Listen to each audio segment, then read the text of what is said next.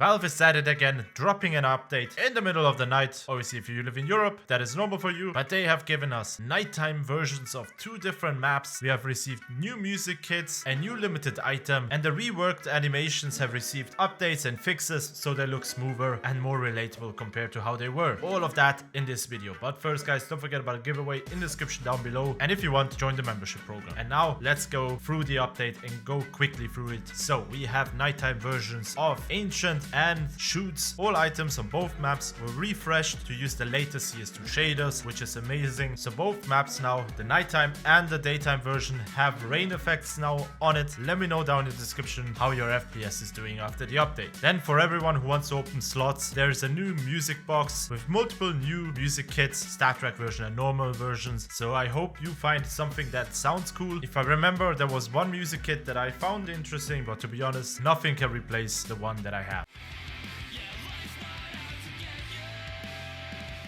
We have received a new limited item, the M4A1S Solitude in the Armory Pass. It's available for 90 days and it looks interesting. And because this is an M4, people will have invested a lot of points. I've also bought 2, so let's see how much you can sell it for on the first day in a week when the ban is lifted. But if you find it interesting and don't want to spend your points on the item, just wait 1 or 2 months. And I'm guessing because so many people have stored up their points, bought these items in mass, you will be able to get one pretty cheap. And then, as I said, all of the animations, as it sounds like, have been updated, fixed, and it sounds like there shouldn't be any problems anymore there. But hey, at the end of the day, we are the final tester, so we will see what the community is going to say over the next week. And finally, 4 miscellaneous things have been changed, and the biggest one here is obviously going to be the rendering resolution, and the aspect ratio can now be changed in full screen windowed mode. We all know how shitty it is when you're trying to tab out and tapping back in and the game crashes, because at the end of the day, every other game is able to do it except CS. And I have to jump in again because I forgot one crucial thing, that we finally have the sale for the sticker capsules from the Austin Major. So yay, so enjoy spending your money, and I hope you get something better than I did. And now let's get into the speculations that people have found while digging through the update and going through the source files and all of that stuff that I am too dumb to understand. So it looks like the arms dealer is coming back in some way, some form. We still don't know how. However, his picture is back in the game files, so let's see what will happen. And also it looks like it might be somehow connected with loadout items. Here's a screenshot of different clothing wear that you could add somehow. We still don't know how this is going to be connected or